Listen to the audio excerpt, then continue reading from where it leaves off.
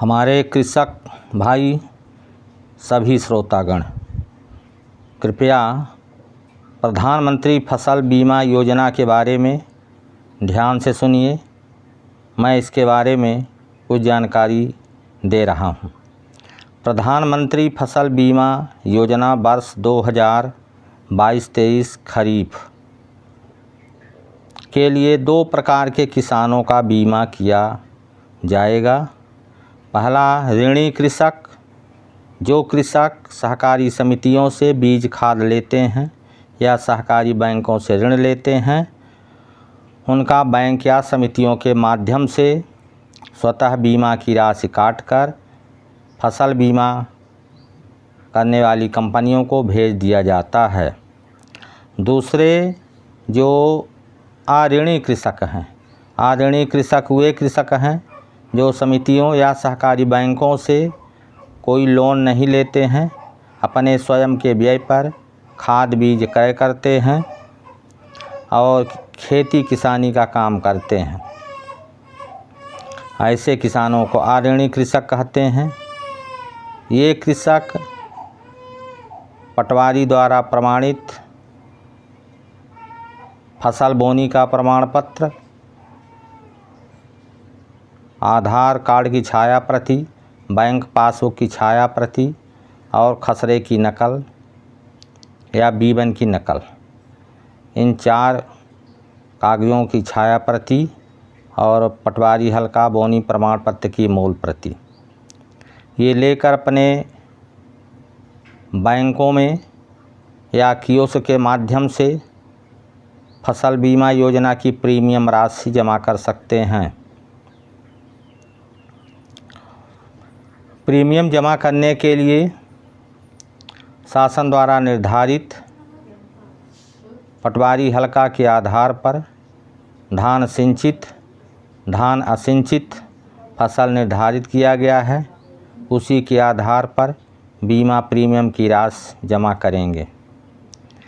यदि कोई पटवारी हल्का धान असिंचित फसल के लिए निर्धारित किया गया है तो उसकी बीमा धन 24,500 रुपये, यदि सिंचित धान के लिए निर्धारित किया गया है तो 35,500 रुपये प्रति हेक्टर ऋणमान निर्धारित किया गया है।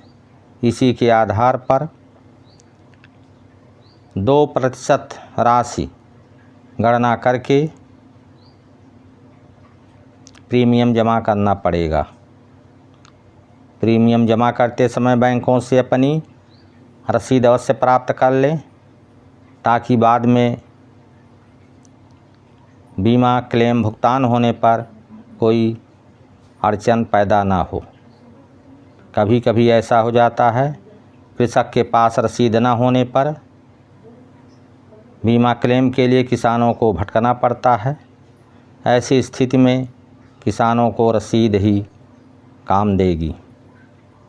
इसलिए धान बोनी के बाद सभी किसान जो अऋणी कृषक की श्रेणी में आते हैं, अपने अपने पटवारी हल्का चयन के आधार पर सिंचित या असिंचित की जानकारी प्राप्त कर लें और फिर बीमा राशि का 2% प्रधानमंत्री फसल बीमा योजना के खाते में कियोस्क के माध्यम से या अपने बैंक के माध्यम से जमा कर दें।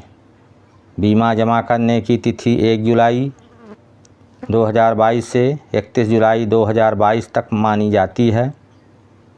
इसलिए समय का ध्यान रखते हुए बीमा कराने वाले सभी कृषक निर्धारित समय में अवश्य जमा कर दें ताकि बीमा क्लेम मिलने में कोई परेशानी ना हो।